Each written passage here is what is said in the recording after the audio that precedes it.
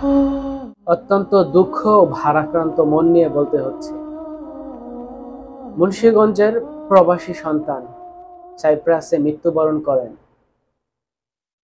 তার পরিবার সে লাশ নিতে ইচ্ছুক নন, লিখিতভাবে জানিয়ে দেয় ব্যাপারে। এরপরে অচেনা মাটিতেই দাফন হয় সে প্রবাসী।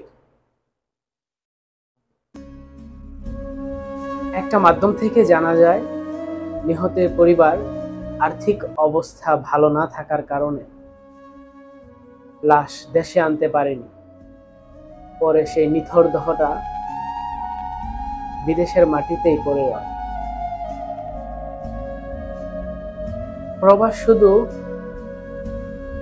অর্থ, টাকা পয়সার গল্প নয়, এখানে রয়েছে অনেক না বলা কথা।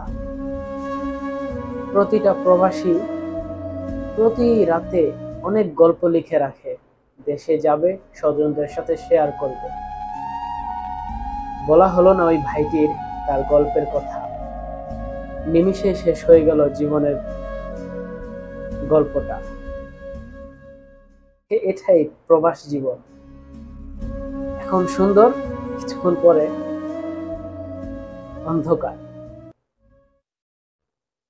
Abroad life is very beautiful to see on mobile, but in reality abroad life is not so colorful.